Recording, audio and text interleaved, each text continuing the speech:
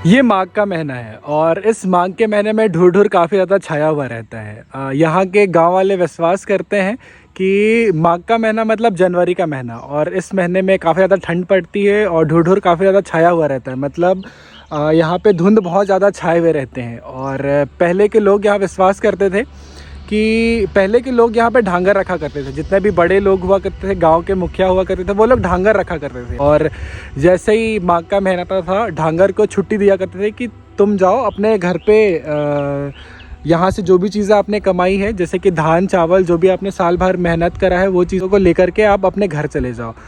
तो इसी माघ के महीने में जैसे ये ढूढूर होता था, तब जो ढांगर रहता था वो अपने मालिक के यहाँ से थोड़ी संपत्ति, ये मतलब कि चावल दाल जो भी चीज़ें उसने कमाई है, वो चीज़ों को लेकर के अपने घर को चला जाया करता था। सुबह के 11:30 बज रहे हैं और ऐसा काफ़ी दिनों के बाद देखने को मिला है कि मैं अपने गांव की और जा रहा हूँ और रास्ते में मुझे कुछ भी नहीं दिख रहा था। अभी तो फिलहाल थोड़ा बहुत दिख रहा है, लेकिन इससे पहले जैसे मैं अपने घर से निकला था, रास्ते में पूरे कोहरे छाए हुए थे और इतना ठंड कि आसपास के लोग रास्ते के किनारे आग जलाए हुए थे और आग में अपने शरीर को गर्म कर रहे थे।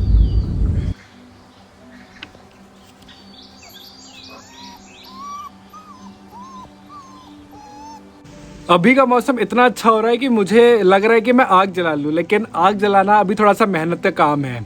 तो जब मैं जशपुर से सवेरे निकला था तो मैं ब्रेकफास्ट करके निकला था और लंच के लिए मैंने चावल दाल और सब्जी कैरी कर लिया था।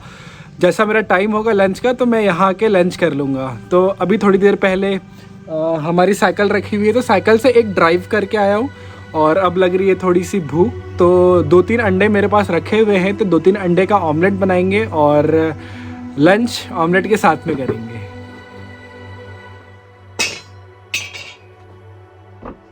अब मुझे पता चल रहा है कि गांव के लोग जल्दी कुबड़े क्यों हो जाते हैं। मतलब यहाँ पे सब चीज़ें झुक के करना पड़ता है।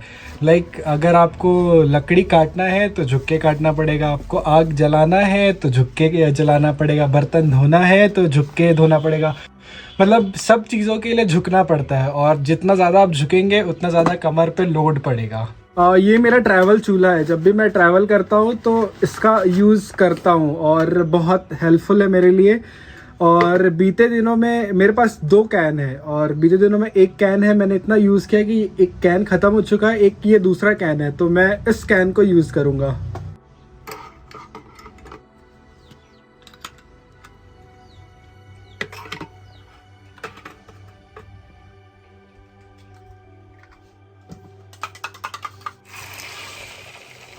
लंच तैयार हो चुका है और सब्जी आपको पता है कि सब्जी में क्या है। तो अभी मैं लंच कर लेता हूँ, उसके बाद फिर हम कुछ और चीज़ों को बात करते हैं।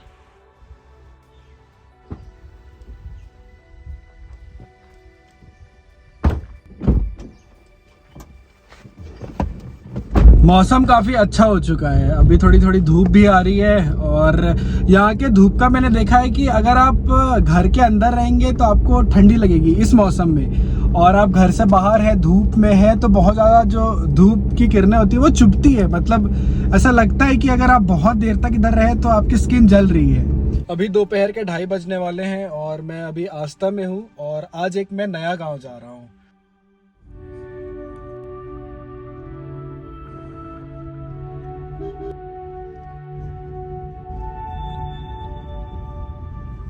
आस्था से मनोरा करीब 20 से 25 मिनट लगा मैं पहुंचने में। मनोरा से हम आए काटाबेल, काटाबेल से मधवा का एक रास्ता था, तो हमने मधवा वाला रास्ता लिया और हमने एक बहुत अच्छी चढ़ाई को चढ़ी और बहुत अच्छा घाट था, वहाँ पे जिगजैग वाले मोड़ थे, वो घाट को चढ़ा। उसके बाद फिर एक गांव आया, उसके बाद में मधवा पहुँचने से 2 किलोमीटर पहले ऑफ रोडिंग मिला।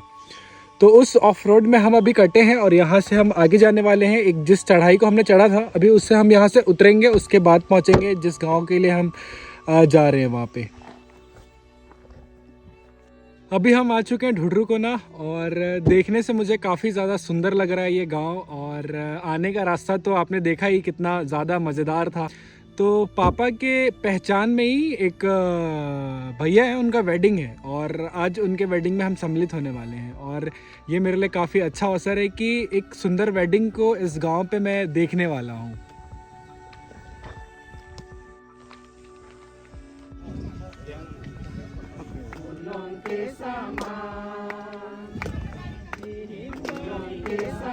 ऐसा वेडिंग मेरे लिए पहली बार होगा कि मैं ऐसे गांव में ऐसे कुछ नई चीज़ों को देख पा रहा हूँ, और मैं काफ़ी ज़्यादा खुश हूँ कि ऐसी नई नई चीज़ों को मैं एक्सप्लोर कर पा रहा हूँ। तो बहुत सारे नई नई चीज़ों को यहाँ पे मुझे देखने को मिला, और यहाँ के लोगों से मैंने बात करा, और अब मुझे फाइनली लग रहा है कि मुझे भी उरांव सीखना पड़ेगा, क्योंकि यहाँ जितने लोगों से मैंने मिला सारे के सारे उरांव में बात कर रहे थे, और मेरी हिंदी मतलब सीखना पड़ेगा कि ऐसा कभी ट्रैवल कर रहे हैं और ऐसे कहीं गाँव में जा रहे हैं तो वहाँ की लोकल लैंग्वेज थोड़ी सी समझनी पड़ेगी। ढूढरू को ना कमाल का गांव है। यहाँ पे ये पूरा पहाड़ में बसा हुआ है, और यहाँ करीब मुझे लगता है 100 लोग तो रहते होंगे, क्योंकि जैसे मैं इस गांव को घूम रहा था मुझे बहुत नए नए घर दिख रहे थे और बहुत बहुत नए नए नज़ारे दिख रहे थे। तो एक बात पता है, इस गांव में आने के लिए बस की सुविधा नहीं है। हाँ, बस की सुविधा नहीं है। यहाँ से लोग करीब 5 किलोमीटर पैदल चलते हैं, और पैदल चलने के बाद उनको ऑटो मिलता है, ऑटो से कुछ दूर जाते हैं, उसके बाद फिर वहाँ से वो बस लेते हैं।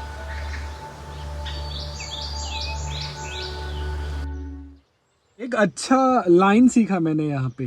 अगर आप जा रहे हैं तो यहाँ के लोग आपको बोलेंगे ठीक अंती बने काल के। हाँ, ठीक अंती बने काल के मतलब अच्छा है, ठीक से जाइएगा मतलब।